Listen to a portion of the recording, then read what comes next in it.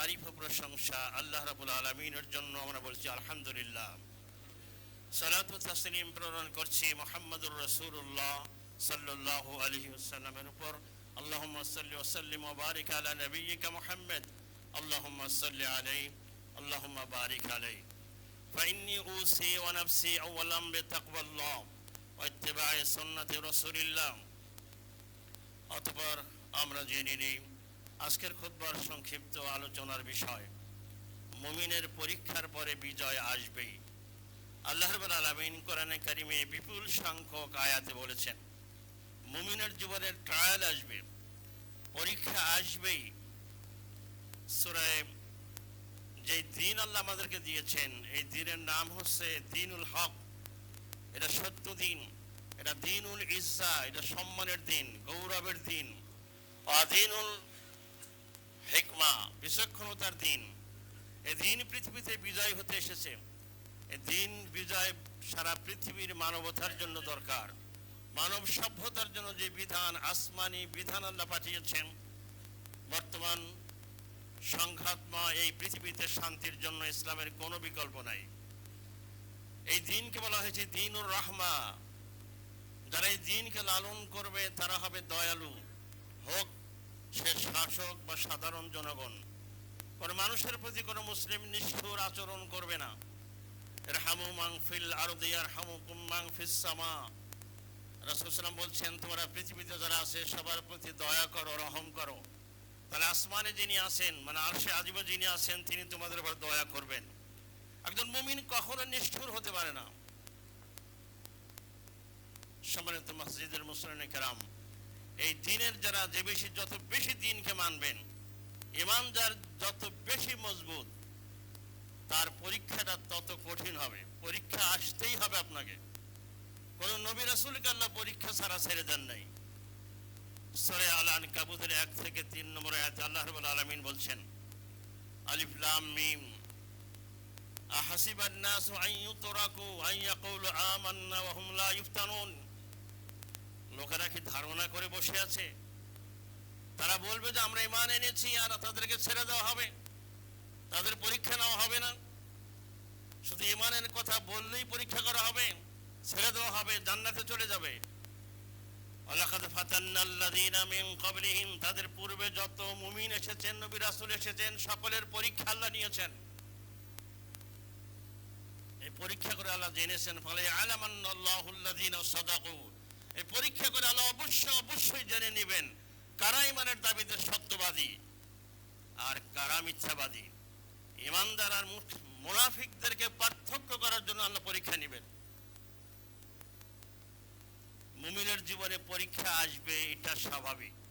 পরীক্ষা চাওয়া যাবে না যে আল্লাহ আমাকে পরীক্ষা দাও, কিন্তু এসে গেলে এই পরীক্ষা থেকে পালাবার সুযোগ নেই। এই পরীক্ষার প্রতিটি মুহূর্ত মুমিনের জন্য কল্যাণকর, তার জন্য বিশাল পরকালে পুরস্কার বয়ে আনবে। সুবহানাল্লাহ ওয়া বিহামদিহি। সহিহ মুসলিমের একটি হাদিসে রাসূল সাল্লাল্লাহু আলাইহি ওয়াসাল্লাম বলছেন, শুআইব ইবনে সিনান রাদিয়াল্লাহু তাআলা থেকে বর্ণিত, রাসূল সাল্লাল্লাহু আলাইহি ওয়াসাল্লাম বলছেন আযাবাল্লি আমরিল মুমিন, মুমিনের কাজ, মুমিনের প্রত্যেকটা কর্ম অত্যন্ত বিস্ময়কর।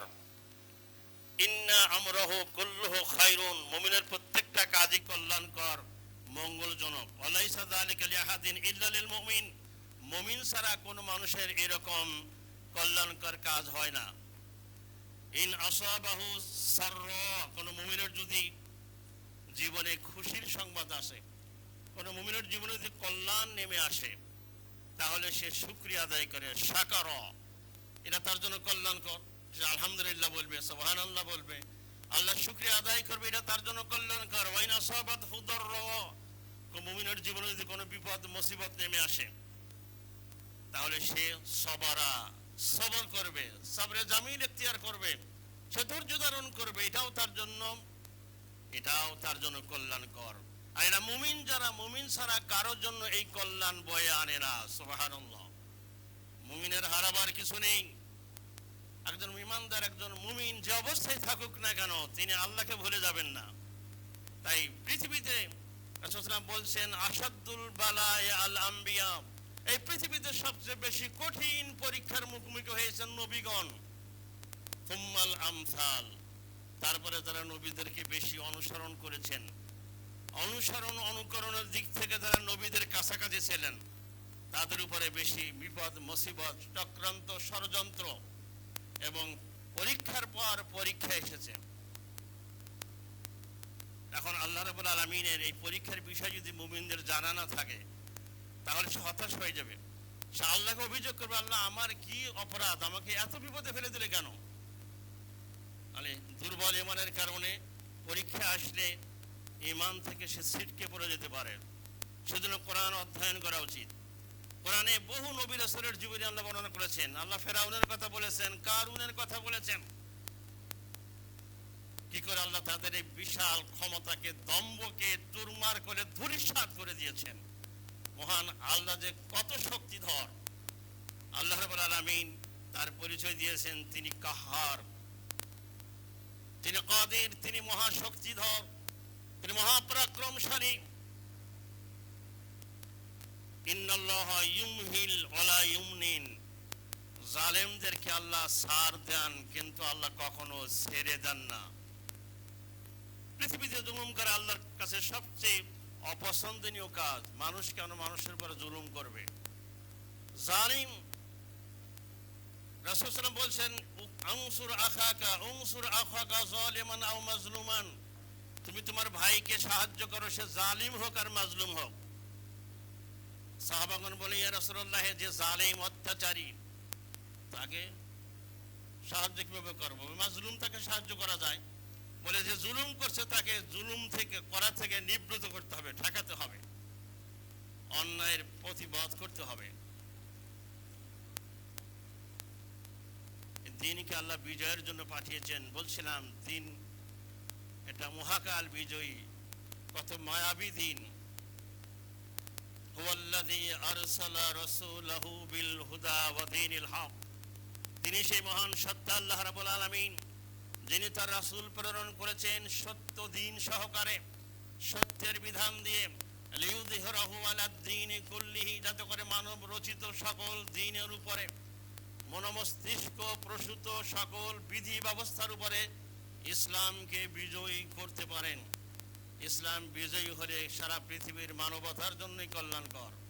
রাসূল সাল্লাল্লাহু আলাইহি ওয়াসাল্লাম বিশ্ব এই পৃথিবীকে, এই বিশ্বের বুকে ইসলামকে বিজয়ী করার এক মহান দায়িত্ব নিয়ে, এই মিশন নিয়ে তিনি দুনিয়াতে এসেছিলেন।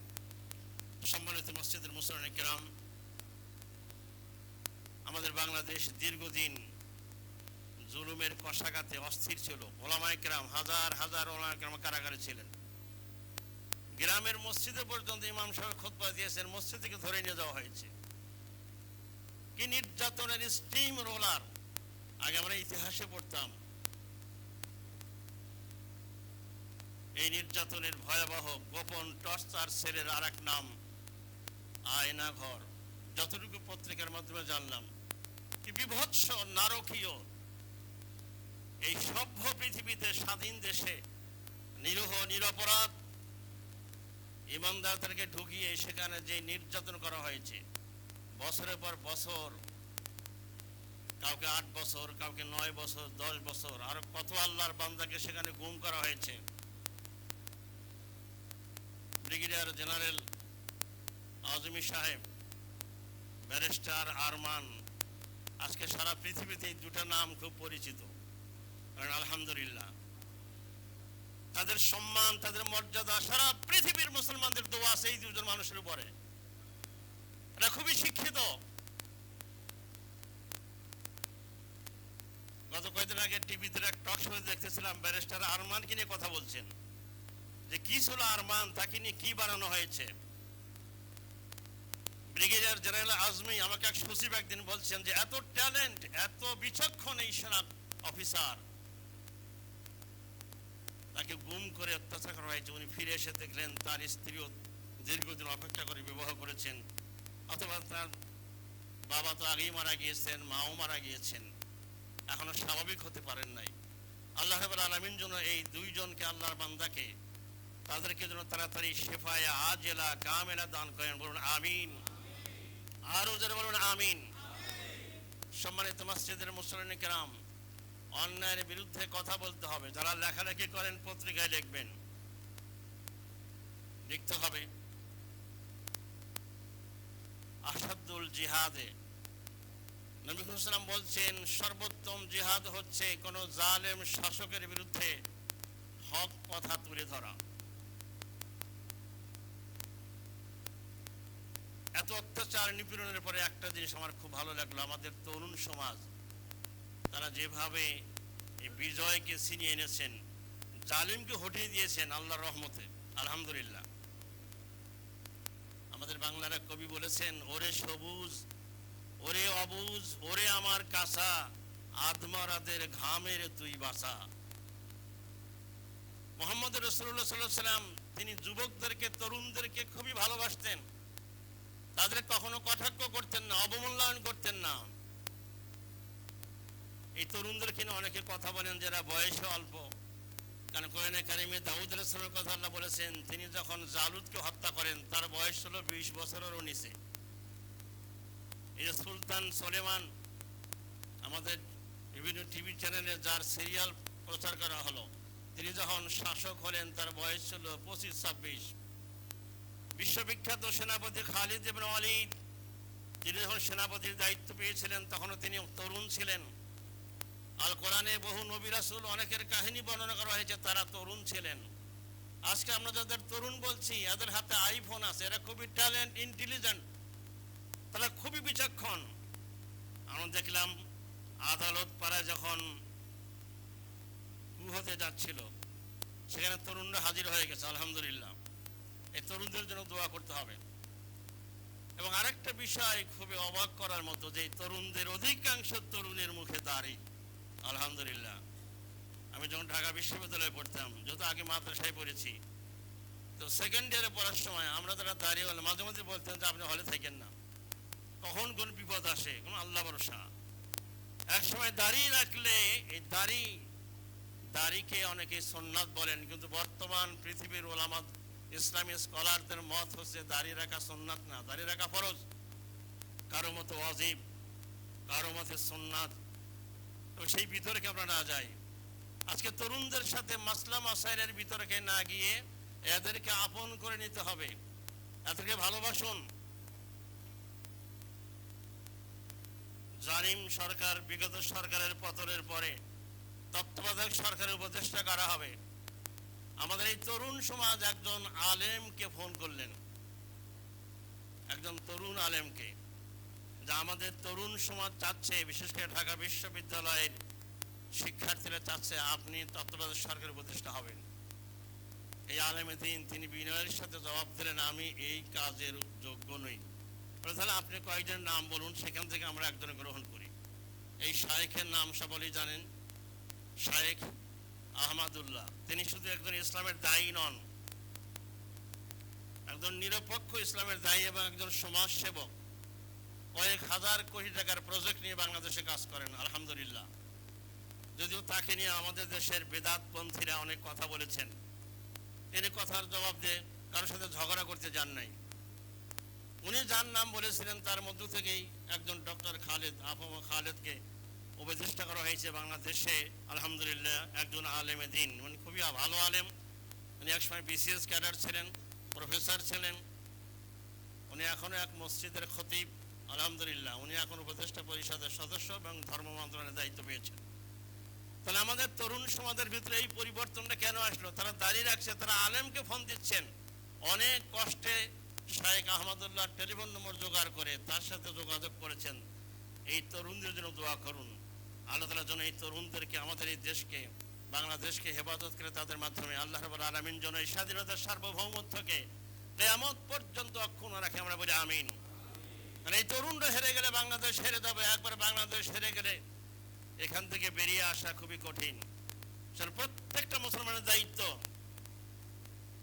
আল্লাহর কাছে দোয়া করুন। চক্রান্ত, ষড়যন্ত্র এখনো কিন্তু শেষ হয়ে যায় নাই, পর্দার আড়ালে অনেক কিছু হচ্ছে। জুডিশিয়াল কুপ, যে বিষয়টা কত ভয়ঙ্কর। বলছিলাম আল্লাহ রাব্বুল আলামিন ঈমানদারদের পরীক্ষা করবেন, এটা আল্লাহর সুন্নাহ, সুন্নাতুল্লাহি ফিল আরদ, system of Allah in the world. এটা আল্লাহর পরীক্ষা, আল্লাহর সিস্টেম। সুন্নাত হচ্ছে যুগে যুগে তিনি ঈমানদারদের পরীক্ষা করেই ছাড়বেন। এই পরীক্ষার মাধ্যমে ঈমানদারদের মর্যাদা দুনিয়া এবং আখিরাতে বৃদ্ধি করে দিবেন, আলহামদুলিল্লাহ। পরীক্ষাতে থেকে পালাবার কোনো সুযোগ নেই। যাদের ছেলে মেয়েরা আত্মীয় স্বজনে হাসপাতালে ভর্তি আছে, এটাও পরীক্ষা।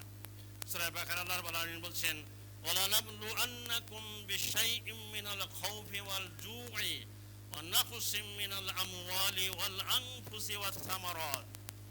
ওয়ালানাবলু আন্নাকুম, আল্লাহ বলছেন আমি অবশ্যই তোমাদের পরীক্ষা করব, ভয় ভীতি দিয়ে, তোমাদের ফল ফসলের ক্ষতি সাধন করে, তোমাদের সন্তান পরিবারের সদস্যদেরকে অসুস্থ করে তাদের দুনিয়া থেকে বিদায় নিয়ে, নাকসিম মিনাল আমওয়ালি ওয়াল আনফুসি ওয়াস সামারাত। সুতরাং এই বিপদের সময়, মুসিবত যখন আসবে, পরীক্ষা যখন আসবে, পরীক্ষার সময় ধৈর্য ধারণ করতে হবে। ধৈর্য ধারণের কোনো বিকল্প নাই। সম্মানিত মাসজিদের মুসলিম কেরাম, সেজন্য আমাদের দায়িত্ব হচ্ছে আল কোরআনকে অধ্যয়ন করা। অনেকজন ইমানদারের জীবনে এটা আসবে যে একটা ভয়ঙ্কর ফিতনা ফাসাদের যুগে আমরা বাস করছি। কোরআন অধ্যয়ন করলে আপনি বুঝতে পারবেন যে আমাদের জীবনটা, আমাদের লাইফ স্টাইলটা কেমন হওয়া উচিত।